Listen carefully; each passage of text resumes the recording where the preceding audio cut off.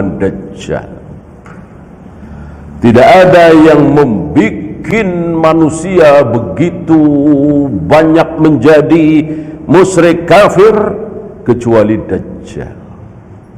Maka 124.000 nabi dan rasul semuanya pernah berbicara tentang Dajjal. Ya. Walaupun muncul di akhir zaman, tapi Nabi Nuh, Nabi Ibrahim, Nabi Musa, Nabi Isa semuanya berbicara tentang Dajjal. Saking dahsyatnya fitnah Dajjal.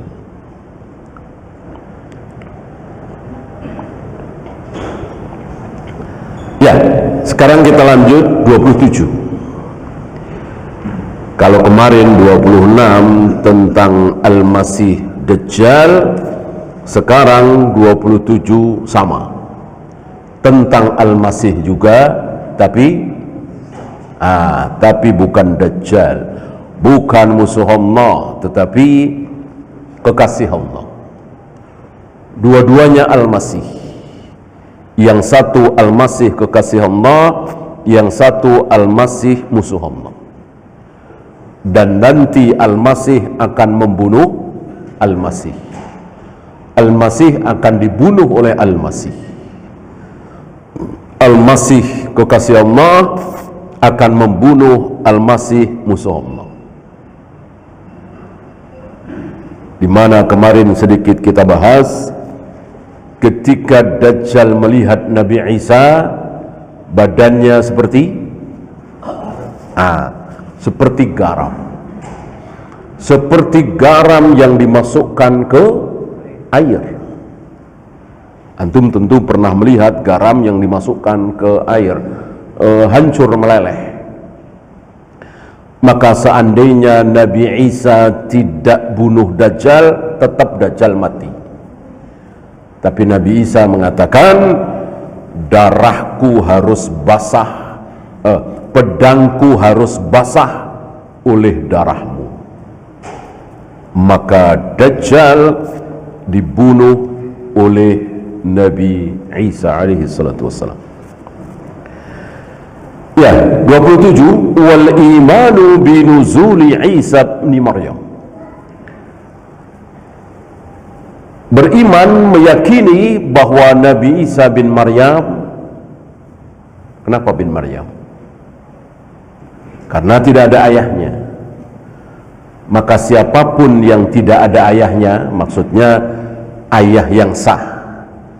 Kalau ayah biologis tentu semuanya punya, kecuali Nabi Isa, Nabi Adam, ya, Hawa. Adapun di luar tiga manusia itu pasti punya ayah, pasti punya ibu. Nah, tapi ada bayi yang lahir dia tidak punya ayah secara hukum. Secara hukum. Kenapa? Zina. Anak hasil zina. Maka dia tidak punya ayah.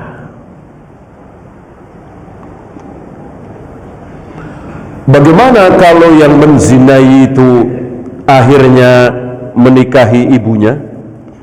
Jawabnya sama. Tidak sah sebagai ayah, tidak sah sebagai anak. Maka walaupun akhirnya menikah, si fulan dan fulana berzina, lalu fulana hamil, lalu si fulan menikahi fulana, maka lahir anak tetap bukan anak ayahnya secara hukum. Karena zina itu tidak ada harganya. Zina tidak ada harganya. Beda dengan aturan orang kafir. Orang kafir hanya melihat ini air mani siapa? Si fulan, ya tentu anak fulan. Itu orang kafir. Kita kaum muslimin, kita taat kepada Allah dan Rasulnya, maka walaupun betul itu air mani si fulan, tetap bukan ayahnya, karena zina tidak ada harganya. Walaupun menghasilkan anak, yaitu tadi anak zina, tidak sah. Maka putus waris, putus perwalian, putus nasab, putus nafkah, putus semua. Ya, kayak bukan anak dan ayahnya, kayak orang lain gitu. Bahkan beberapa ulama, saya kira tidak banyak ya, itu sampai mengatakan boleh dinikahi oleh ayah zinanya itu ya. Saya kira sedikit ulama yang berpendapat seperti itu, tapi ada. Karena ya secara hukum memang bukan anaknya, kan hukum itu nomor satu gitu ya.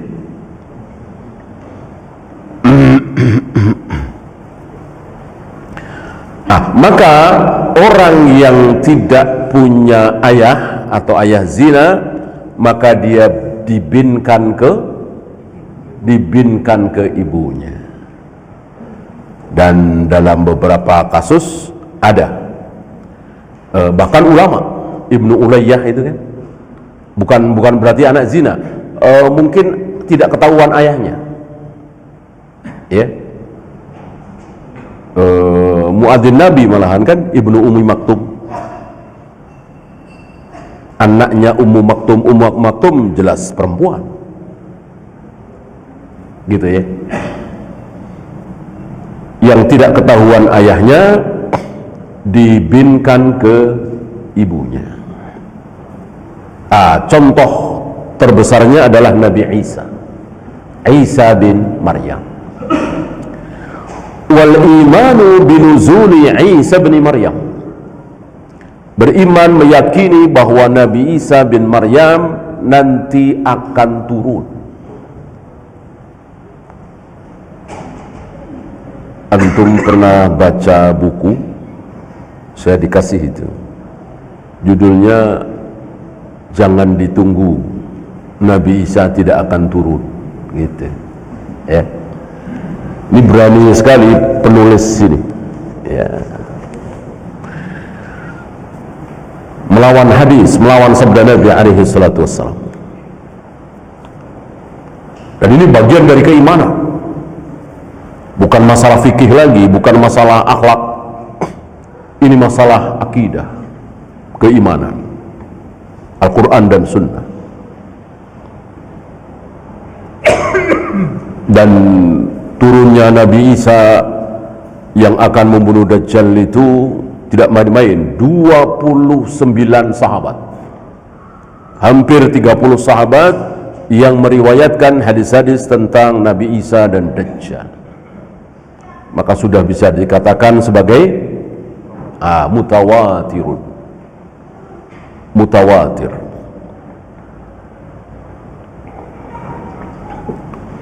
Kalau hadis ahad, hadis gharib, aziz, masyhur, itu ada yang sahih, ada yang dhaif. Adapun hadis mutawatir hampir dipastikan atau sudah bisa dipastikan pasti sahih, tidak mungkin dhaif ya. Tapi ya begitulah, ada saja orang yang menolak kalau Nabi Isa nanti akan turun. Bahkan turunnya di mana dijelaskan oleh Nabi. Nabi tahu ya. Hanya sayang Nabi tidak berada di situ ya. Maka Nabi mengatakan, seandainya kita di sana, aku tunjukkan batu pertama yang diinjak oleh Nabi Isa alaihi salatu wassalam. Jadi betul-betul Rasulullah diberitahu oleh Allah rinciannya, sampai batu pertama yang diinjak itu kan rinci sekali. Bukan mengatakan Manaratul Baydha di Damaskus, di Masqa, itu kan mujmal, garis besar. Di Menara Putih di Damaskus, di Masqa ya. Itu kan nggak tahu di mana. Nabi tahu rinciannya. Hanya sayang beliau dan para sahabat tidak ada di situ, tapi di Madinah kan jauh. Maka Nabi mengatakan, seandainya kita di sana, akan aku tunjukkan kepada kalian batu pertama, tempat pertama yang akan diinjak oleh Nabi Isa alaihi salatu wassalam. Selama ribuan tahun Nabi Isa tidak menginjak bumi, ya kan? Entah di langit di sebelah mana, hanya Allah yang tahu. Nanti ketika menginjak bumi itu bumi yang mana Nabi tahu, Nabi diberitahu oleh Allah segitunya, ya.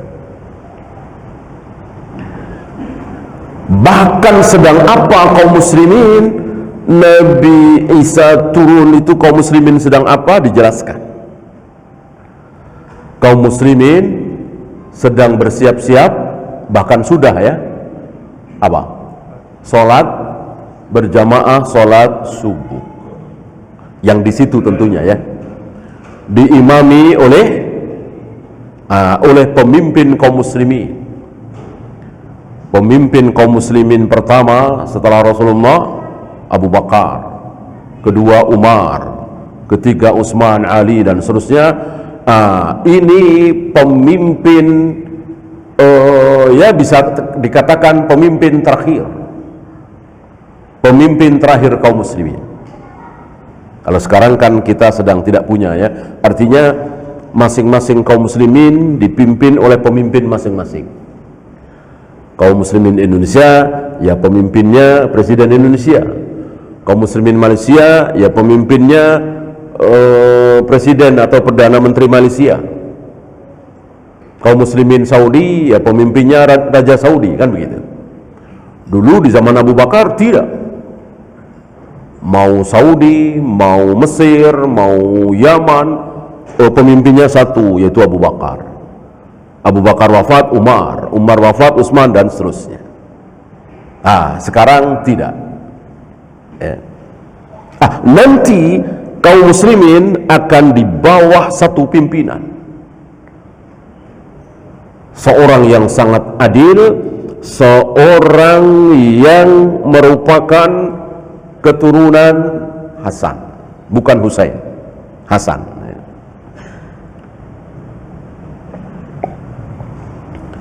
Bernama Muhammad bin Abdullah. Muhammad bin Abdullah, karena Nabi mengatakan namanya seperti namaku dan nama ayahnya seperti ayahku. Muhammad bin Abdullah. Bergelar Al-Mahdi atau Imam Mahdi.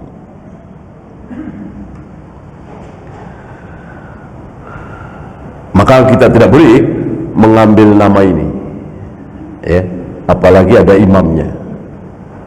Bapak namanya siapa? Imam Mahdi. Ini tidak boleh, ya, nama yang membesarkan dirinya, ya. Bapak namanya siapa? Imam Syafi'i, ya, jangan Syafi'i aja, jangan pakai imam, gitu, ya. Maliki, Hambali, terserah, jangan pakai imam, ya.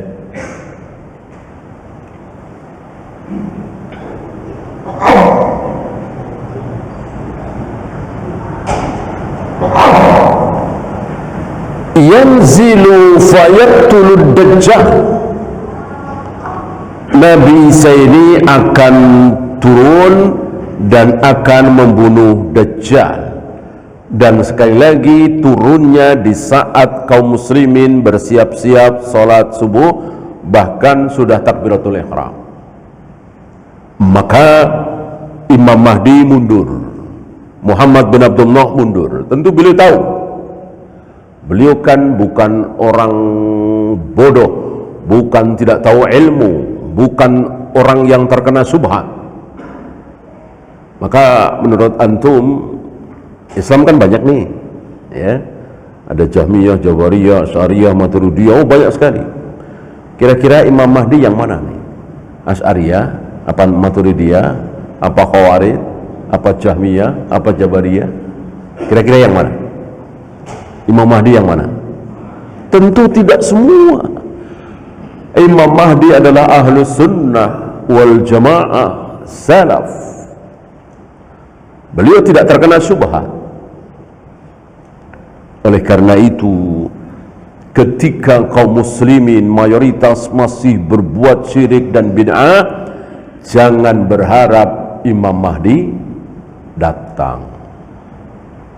Sebab kalau Imam Mahdi datang muncul sementara kaum muslimin dalam keadaan syirik dan bid'ah seperti sekarang ini, apa yang terjadi kira-kira? Mungkinkah sekaliber Imam Mahdi melihat syirik dan bid'ah akan diam saja? Apa mendakwai? Ya tentu mendakwai, nggak mungkin diam saja, ya kan? Nggak mungkin diam saja. Nah, ketika mendakwai tahlilan bid'ah, muludan bid'ah, manakiban, salawat nariyah, kira-kira mereka langsung terima? Apa marah? Ya marah. Marahlah. Dan orang nggak merasa salah, pasti mereka mengatakan Imam Mahdi apaan? Imam Mahdi ngarang tahlilan, ngarang muludan, ya, nyalain sifat 20, Imam Mahdi apaan, kan gitu, iya kan? Bukan Imam Mahdi, padahal benar, iya kan? Nah sebaliknya antum yang sudah belajar, hari ini muncul Imam Mahdi, ya,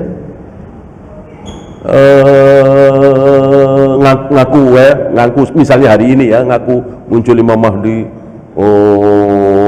jenggotnya dicukur habis gitu ya, mana-mana bawa tasbih, ya, apalagi pakaiannya isbal, ya kan, kadang sholat jamaah, kadang tidak, melakukan muludan tahlilan.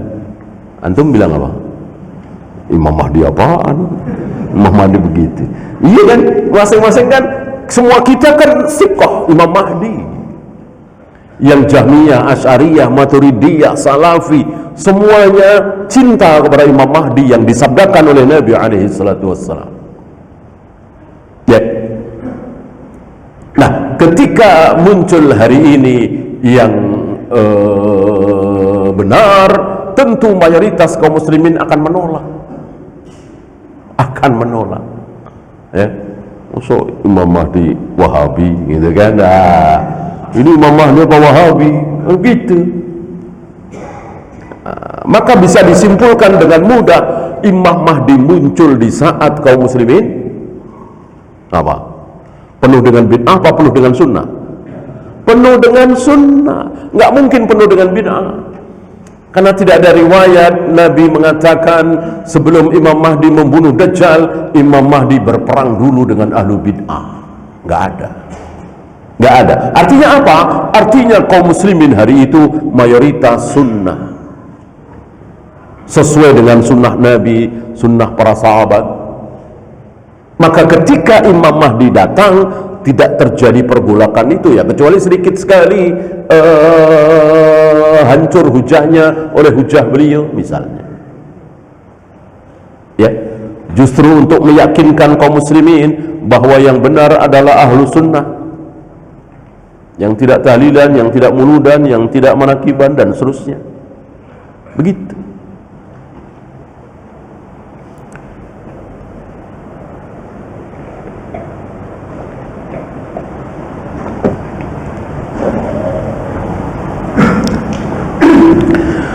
Nah, karena Imam Mahdi faham, yakin bahwa ini saat-saat di mana Nabi Isa turun dan mengetahui ya, maka beliau Imam Mahdi mundur, mempersilahkan Nabi Isa untuk menjadi imam.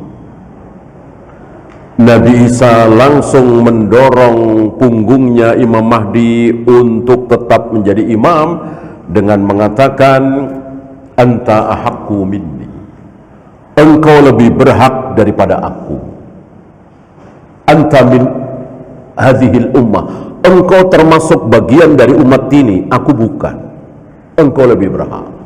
Maka Nabi Isa menjadi makmum, ya. Maka orang yang mengatakan, orang yang menolak turunnya Nabi Isa dengan mengatakan, katanya Nabi Muhammad Nabi terakhir, Kalau nanti Nabi Isa akan turun, berarti Nabi terakhir Nabi Isa dong, bukan Nabi Muhammad SAW. Terbantah oleh ini. Jika Nabi Isa turun sebagai Nabi, berarti Nabi terakhir Nabi Isa, tentu Nabi Isa akan menjadi imam. Mana mungkin seorang Nabi jadi makmum? Beliau tidak menjadi imam karena beliau turun bukan sebagai Nabi, tidak membawa syariat baru. Maka beliau wudu, tayamum, sholat, ruku, sujud, tawaf, sa'i, persis seperti kita, mengikuti syariat Nabi Muhammad SAW. Ya, imaman adilan, kata beliau. Nabi Isa kelak akan turun sebagai imam, sebagai pemimpin yang adil, bukan nabiyan wa rasulan. Sementara di Al-Quran jelas Nabi Isa adalah nabi dan rasul. Tapi kelak ketika turun di muka bumi ini, beliau bukan sebagai nabi dan rasul, tapi sebagai imam yang adil. Di mana di zaman beliau keadilan luar biasa. Bumi dipenuhi dengan kebaikan, setelah sebelumnya bumi dipenuhi dengan keburukan, kemunafikan, kebejatan, diganti dengan kebaikan. Dunia atau akhirat? Masalah dunia atau masalah akhirat? Masalah akhirat jelas, sunnah berkibar, tidak ada bid'ah, tidak ada syirik, zaman yang baik. Ya. Begitu pula masalah dunia.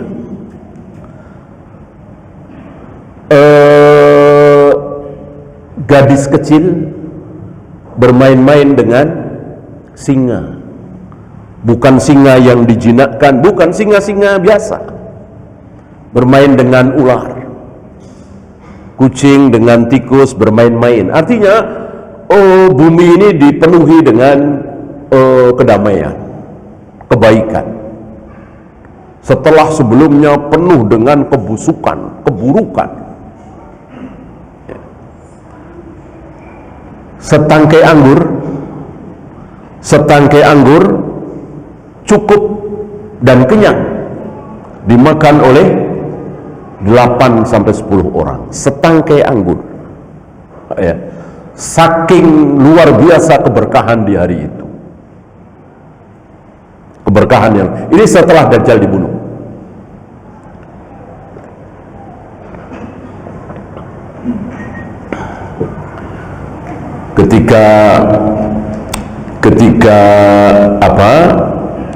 Ketika Dajjal dibunuh oleh Nabi Isa alaihi salatu wassalam, zaman menjadi terbalik dan munculnya Dajjal. Masih ingat kemarin berapa hari? 40 hari. 40 hari, tapi satu harinya seperti 1 tahun. Artinya betul-betul 1 tahun, tapi ya matahari terbit sekali, 2 kali ya, 2 hari, dari terbit ke terbit lagi, kan sehari itu, atau sehari semalam, padahal 1 tahun. 1 hari seperti 1 bulan, 1 hari seperti 1 pekan, dan seterusnya.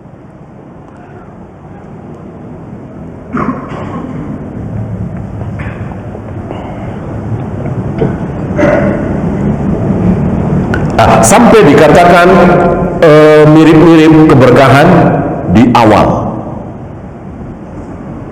Di awal seperti itu ya. Awal apa? Awal manusia. Awal manusia, di mana di muka bumi ini manusia baru ada Adam, Hawa, anak-anaknya, cucu-cucu, cicit-cicitnya. Itu keberkahan luar biasa, sangat luar biasa. Sampai 10 abad, sampai 1000 tahun, keberkahan luar biasa, keberkahan di muka bumi. mau nanam apapun, tumbuh-tumbuhan luar biasa. Belum pernah ada gempa, belum pernah ada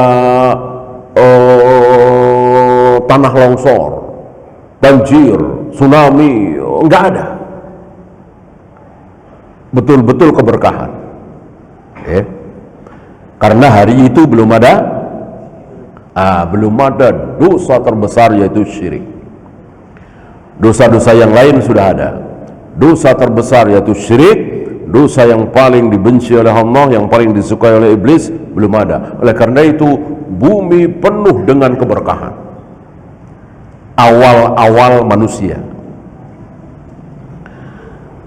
Setelah terjadi syirik, baru muncul musibah besar luar biasa, banjir yang luar biasa. Itu setelah terjadi dosa syirik, setelah ada dosa syirik. Nah, nanti di zaman Nabi Isa ini kembali keberkahan seperti itu. Ya, sampai dikatakan 8 sampai 10 orang puas, kenyang hanya dengan setangkai anggur. Hanya berselisih di sini, apakah anggurnya memang anggur seperti hari ini segitu, atau anggur seperti di zaman Nabi Adam, gitu. Tentu dengan pemahaman yang sederhana, di zaman Nabi Adam yang tingginya berapa? Nabi Adam dan Hawa dan anak-anaknya dan cucu-cucunya itu tingginya situna dira'an 60 hasta. Ya, mungkin 30-an, 40-an meter. Ya. Apa iya anggurnya kecil-kecil segitu, ya kan? Apa iya semangka segitu, pepaya segitu? Tentu tidak. Disesuaikan, ya kan? Kudanya, coba kalau kudanya seperti sekarang, ya tentu tidak bisa dinaiki. Disesuaikan dengan badan manusia hari itu, 40 meter, ya kan?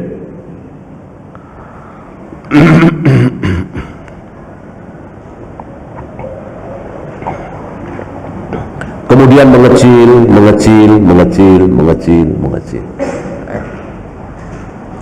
sampai hari ini yang kita alami ini. Di situ berselisih para ulama, apa memang saking berkahnya cuman makan anggur 3 atau 4, satu tangkai dibagi 10 orang, ya kan? Mungkin dapat 3 atau 2. Itu sudah puas, sudah kenyang karena saking berkahnya, atau anggurnya seperti di zaman Nabi Adam, gitu, ya. Ini berselisih para imam. Yang jelas hari itu keberkahan luar biasa, dan ini merupakan perkecualian, ya, dari apa yang disabdakan oleh Nabi alaihi salatu wassalam, la ya'ti 'alan nasi zamanun, tidak akan datang kepada manusia itu satu zaman, satu masa, kecuali zaman itu pasti lebih buruk dari sebelumnya. Lebih buruk. Hari ini buruk, besok lebih buruk lagi, lusa lebih buruk, terus lebih buruk. Dalam hal apa? Tentu dalam masalah agama. Kalau masalah dunia, ya lebih baik lah. Masalah transportasi misalnya, tentu hari ini lebih baik dari 40 tahun yang lalu, 50 tahun yang lalu. Masalah komunikasi, ya tentu hari ini lebih baik dari 30 tahun yang lalu, 40 tahun yang lalu. 10 tahun lagi lebih baik lagi, 30 tahun lagi lebih baik lagi. Itu masalah dunia. Ini yang dimaksud masalah akhirat, masalah dosa dan pahala, ya. Itu memburuk.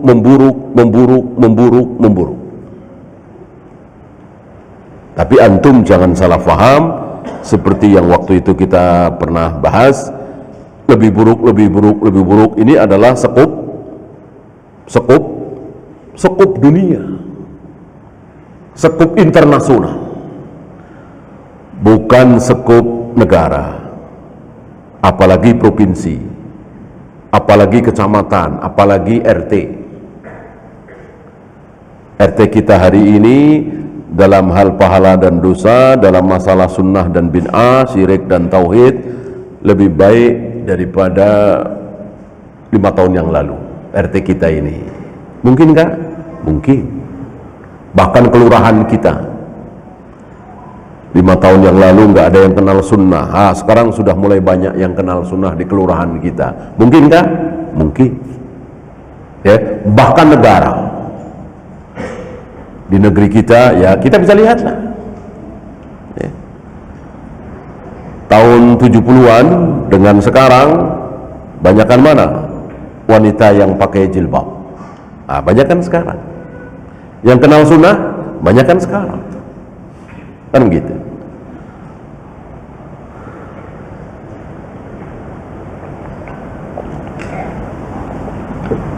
Yang tidak mungkin itu internasional, seluruh di muka bumi ini. Pokoknya Islam hari ini di dunia internasional lebih baik dari 5 tahun yang lalu. Nggak mungkin, pasti lebih buruk, pasti lebih buruk ya. Maka Indonesia yang kita lihat insya Allah lebih baik dari 5 tahun yang lalu, 10 tahun yang lalu. Mungkin antum masih ingat waktu kuliah, waktu SMA, ya kan? Ada seorang mahasiswi, ada seorang anak SMA pakai jilbab, heboh, dilarang. Sekarang justru lebih banyak yang pakai jilbab daripada tidak. Itu negara kita. Itu negara kita. Nah, Yaman misalnya, atau Sudan misalnya, atau Mesir misalnya, justru memburuk. Mungkinkah? Mungkin. Dan pastilah kalau membaik semua, ya berarti salah apa yang disabdakan oleh Nabi alaihi salatu wassalam. Ya. Untuk sekup internasional mendunia pasti lebih buruk, lebih buruk, lebih buruk, lebih buruk, lebih buruk. Kecuali munculnya Imam Mahdi dan Nabi Isa. Itu perkecualian. Jadi di zaman beliau sunnah menjadi berkibar, bid'ah menjadi sedikit, syirik menjadi hilang, tauhid menjadi tegak, membaik. Apa? Internasional. Kan beliau akan diikuti oleh seluruh kaum muslimin sedunia. Bukan cuman Syam, bukan cuman Saudi, bukan cuman Mesir, tapi seluruh dunia Islam. Ya. Dan yang akan memimpin dunia Islam, yang akan memimpin. Tidak seperti hari ini. Hari ini yang memimpin Yahudi dan Nasrani. Ya. Bahkan kaum muslimin dizalimi, diserang, dibunuh, dibantai. Sedikit, ya, hampir tidak ada negeri muslim yang tergerak untuk membantu. Maksudnya membantu itu ya melawan gitu. Bukan kirim beras, kirim susu, ya. Sementara si Yahudi ini luar biasa, ya. Mestinya menghancurkan Yahudinya.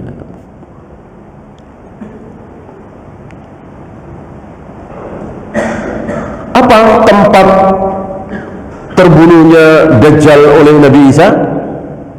Masih ingat? Babul Lut, pintu Lut.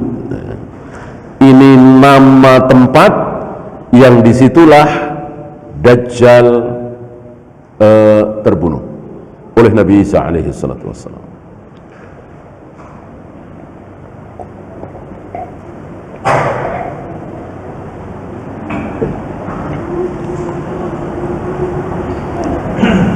Wa yatazawwaju, dan beliau akan tazawwuj, zuwaj, nikah. ya. Beberapa riwayat menyatakan bahwa beliau tidak menikah, dan ini disalahartikan oleh para pendeta, para pastor, bahwa tidak menikah adalah hebat, bagus, utama, mulia. Bahkan untuk kelas mereka, entah namanya apa, mungkin pastor atau apa, haram menikah.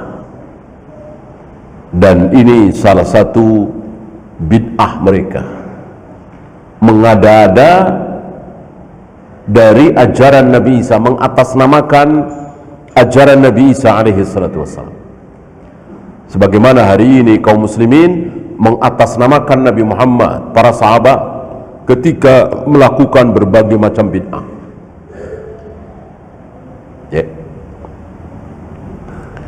Nabi dan para sahabat tidak pernah melakukan salat nisfu Sa'ban misalnya, dicatut namanya, ini dilakukan oleh Rasul dan para sahabat misalnya.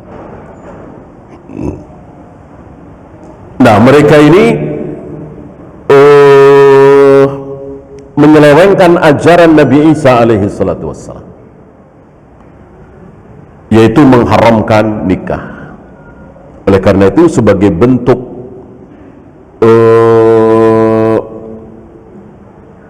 penentangan terhadap bid'ah mereka, Nabi Isa nanti akan nikah, punya istri, mungkin satu, mungkin dua, tentu tidak boleh lebih dari 4, karena memang beliau berada di umat ini, artinya mengikuti syariat Islam, punya anak, cucu, dan seterusnya, ya, sebagaimana manusia layaknya.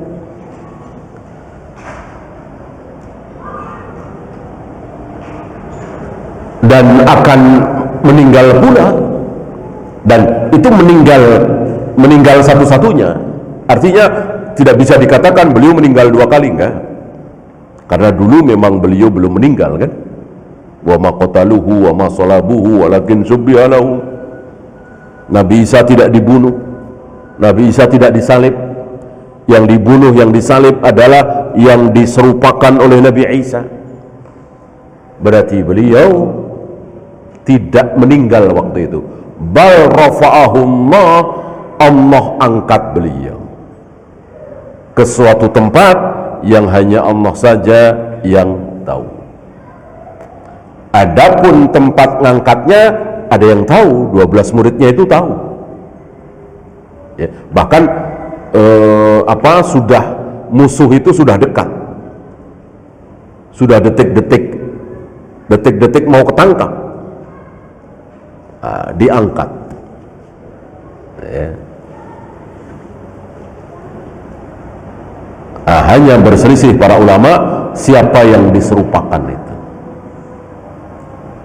Apa murid terbaiknya yang siap berkorban demi keselamatan Nabi Isa, atau justru musuhnya?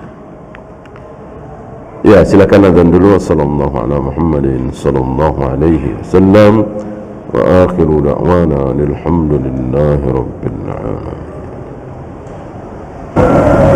Alhamdulillah, wassalatu wassalamu ala rasulillah, la hawla wa la quwwata illa billah, wa ba'd. Kita lanjut sedikit. Wa yatazawwaju wa yusalli khalfal qa'im. Nanti beliau setelah membunuh Dajjal itu, atau mungkin sebelumnya, ya, menikah dan sholat di belakang imam min ali Muhammadin sallallahu alaihi wasallam, yang berasal dari keluarga Nabi Muhammad sallallahu alaihi wasallam. Keturunan siapa tadi? Hasan. Dan ini menarik, ya, ini disangkut pautkan oleh para ulama dengan keikhlasan Hasan menyerahkan kekhalifahan kepada Muawiyah. Antum tahu, sepeninggal Ali bin Abi Thalib, Hasan sempat menjadi khalifah. Hasan sempat menjadi khalifah sebelum Muawiyah. Beberapa bulan jadi khalifah, Hasan melihat bahwa Muawiyah jauh lebih cakap daripada beliau sendiri, lebih mumpuni, lebih senior, lebih berpengalaman, lebih lah. Karena ini kan menyangkut masalah dunia, menyangkut masalah pemerintahan, tidak sekedar rajin ibadah, berilmu gitu. Artinya perlu keterampilan, perlu punya ilmu siasah. Nah, Hasan merasa bahwa dirinya jauhlah dibanding dengan Muawiyah. Muawiyah kan dari zaman Abu Bakar, Umar sudah tampil menjadi amir, menjadi gubernur, dan semua orang tahulah kehebatan dan kepiawaian Muawiyah. Maka dipercaya oleh Abu Bakar, oleh Umar gitu untuk menjadi gubernur. Maka diserahkan ya. Di kemudian hari muncul contoh sebaliknya, berilmu, soleh, jauh dari dosa, bertakwa, baik, tapi kurang cakap, kurang terampil dalam kepemimpinan, akhirnya hancur. Kekuasaan yang luar biasa luas, seluruh dunia Islam kecuali Syam ya, menjadi sempit sampai hanya Mekah dan Madinah yang dia kuasai, kemudian Mekah doang, kemudian Masjidil Haram doang, kemudian sekitar Ka'bah doang. Akhirnya meninggal di situ karena kurang cakap, walaupun berilmu sekali. Siapa? Abdullah bin Zubair. Banyak riwayat hadis beliau. Abdullah bin Zubair luar biasa ketakwaannya, keilmuannya, ilmu agama ya, kesolehannya. Tapi itu tadi, ini masalah dunia, kurang terampil, siasahnya kurang bagus, akhirnya digantung kan oleh Hajjaj bin Yusuf. Nah, Hasan tidak. Hasan merasa ada yang lebih mumpuni daripada beliau, maka Hasan serahkan kekhalifahan itu kepada siapa tadi? Muawiyah ya. Dan itu sudah dinubuatkan, diramalkan oleh Nabi saat Nabi sedang khutbah Jumat. Nabi sedang khutbah Jumat, Hasan lari-lari ya, masih kecil ya, kemudian terjatuh, kemudian diangkat, digendong, kemudian Nabi mengatakan, anakku ini, yang dimaksud cucu ya, akan menjadi pendamai antara dua kelompok kaum muslimin yang berselisih, bersengketa. Dan betul, ketika Hasan menyerahkan kekuasaan kepada Muawiyah, maka bersatu lagi kaum muslimin. Tadinya ada dua kelompok, ada dua Syiah, ada Syiatu Ali, ada Syiatu Muawiyah, ada kelompoknya Ali, ada kelompoknya Muawiyah, karena memang ada perang Jamal, ada perang Siffin ya kan, perang sesama sahabat itu, dan ini fitnah.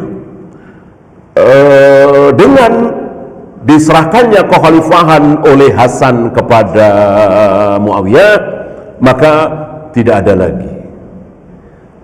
lagi ini kelompok Ali, kelompok Muawiyah, nggak ada lagi. Para a'imah menyebut tahun itu sebagai Amul Jamaah, tahun persatuan, setelah sebelumnya ada perselisihan. Berarti perselisihan para sahabat itu cuman sebentar. Ketika Hasan menyerahkan kekhalifahan kepada Muawiyah, perselisihan itu hilang. Nah, para imam menghubungkan dengan Muhammad bin Abdullah Imam Mahdi. Ketika Hasan menyerahkan kekuasaannya itu kepada Muawiyah, dan itu dilakukan karena Allah tentunya ya. Maka para ulama menghubungkan dengan sabda Nabi, man taraka syai'an lillah awadahullahu lahu khairan minhu. Barang siapa yang meninggalkan sesuatu karena Allah, barang siapa yang meninggalkan sesuatu karena Allah, sesuatu ini kebaikan dunia ya, ditinggalkan karena Allah, maka Allah akan ganti yang jauh lebih baik. Karena Hasan meninggalkan kekhalifahan ini, menyerahkan kekhalifahan ini karena Allah, maka Allah ganti yang lebih baik, yaitu anak beliau, anak keturunan beliau, yaitu Muhammad bin Abdullah, Imam Mahdi. Ini menarik ya. Maka sepakat para ulama kaum muslimin bahwa beliau adalah keturunan Hasan, bukan Husain. Beda dengan orang-orang Syiah. Sampai hari ini, mungkin sampai nanti masih bersikukuh bahwa itu keturunan Husain ya. Bukan Husain, tapi Hasan. Hasan lebih mulia dari Husain. Dua-duanya mulia tentunya, dua-duanya penghulu pemuda ahlul jannah, kata Nabi alaihi salatu wassalam. Tapi Hasan lebih mulia.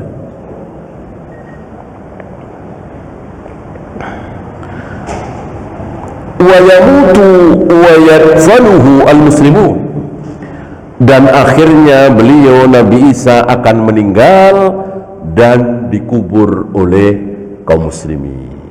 Nah, setelah meninggal inilah maka kembali seperti dulu lagi. Apa? Zaman memburuk, terus memburuk sampai puncak keburukan. Diistilahkan oleh Nabi sebagai syirarun nas. Seburuk-buruk manusia akan terjadi hari itu. Memburuk, apalagi ketika Allah mengirimkan angin. Dan angin itu masuk ke dalam jasad orang-orang yang beriman, yang masih ada iman, walaupun imannya yang sangat tipis, seberat debu ya. Lalu angin itu keluar bersama roh mereka, mati semua.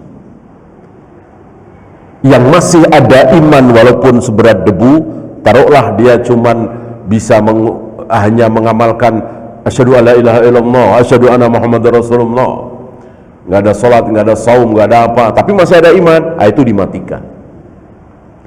Nah, tinggallah syirarun nas tadi, seburuk-buruk manusia, ya musyrik, ya kafir, ya segala keburukan. Digambarkan manusia itu seperti keledai liar ya. Sampai orang terbaik hari itu mengatakan, ketika orang-orang berzina di pinggir jalan sudah menjadi hal yang biasa, orang terbaik hari itu mengatakan, alangkah baiknya kalau zina itu di balik pagar itu, di balik batu itu. Jangan seperti itu. Itu orang terbaiknya ngomong seperti itu. Bukan haram, dosa, nggak ada itu. Nah, di saat itulah kiamat tiba. Di saat manusia merupakan syirarun nas, seburuk-buruk manusia. Hanya sedikit tambahan di sini, ada satu lagi syirarun nas, seburuk-buruk manusia, yaitu orang-orang yang menjadikan kubur-kubur sebagai tempat ibadah. Itu pun sama syirarun nas. Ya, waktu habis, kita akhiri. Subhanakallahumma bihamdika asyhadu an la ilaha illa anta astaghfiruka wa atubu ilaik. Assalamualaikum